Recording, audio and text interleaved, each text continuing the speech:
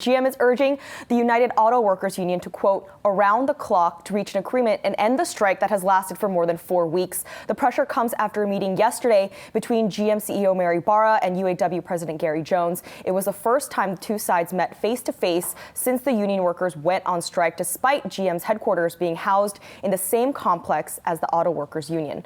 So what are the latest developments, I should say, on this? Because to my knowledge, didn't GM also send out an email to their employees kind of breaking all of this down? Yeah, I mean, the negotiations are secret, so each side leaks what, details that it thinks are in its advantage. And it sounds as if they have resolved some sticky issues, including pay, of course, and that they may be closer to agreement on this issue of temp workers and making more of the temporary workers permanent, making them permanent workers sooner, and things like that. One of the big sticking points seems to be a union demand that GM move production of a few vehicles from Mexico back to the United States. GM has said this year, actually, that they were going to close, I think, 4 North American plants. I think one of those was in Canada. And the workers want new model production to go to those factories. So keep those factories open. And I think it's unlikely GM's going to do that. I mean, there's a big difference between a modernized factory you built in Mexico within, the last few years and an old factory here in the United States that would cost a lot to get up to speed and make it more efficient.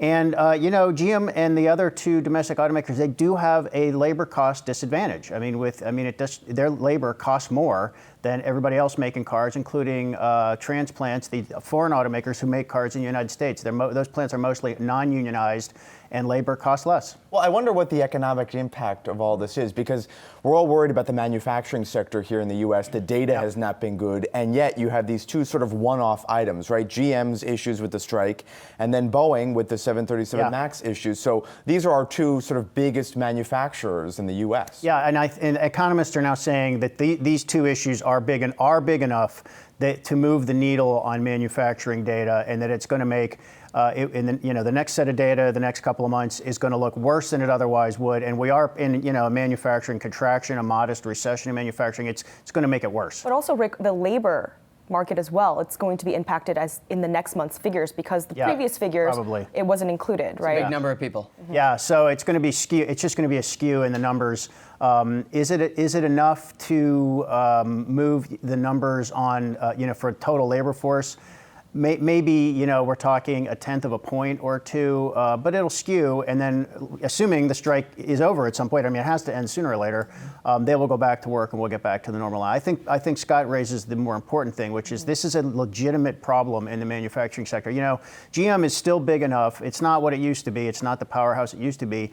But they have 10,000 suppliers in the United States. Some of those are medium-sized companies, some are small companies, but those companies are just waiting. They're not shipping GM parts. They're not doing anything because GM does not, automakers don't stockpile parts the way they used to. It's just in time manufacturing. You only want the components when you need them on the assembly line. So there are a lot of companies that are not doing anything right now because of the GM strike. Worth mentioning quickly, yesterday at our all-market summit, we had Shad Khan there. He's the owner of the Jacksonville Jaguars, but he made his money as CEO of a car bumper maker, which sells its parts to all the big automakers, Flexingate. It's still a huge business. Yes, and he said he believes the auto manufacturing sector is the best it's been.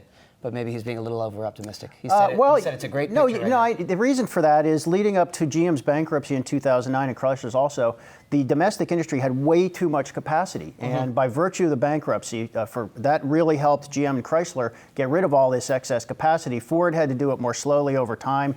They're still struggling with that a little bit. But the domestic auto industry is in pretty good shape for that reason. Good for suppliers. They've downsized, yeah. All right, thanks, Rick. Thanks, guys. 4 weeks of the strike. We will monitor and see if it ends soon. Hey, investors. Zach Guzman here. Are you interested in learning more about the markets and getting the latest financial news? Well, then click right here to subscribe to our Yahoo Finance YouTube channel.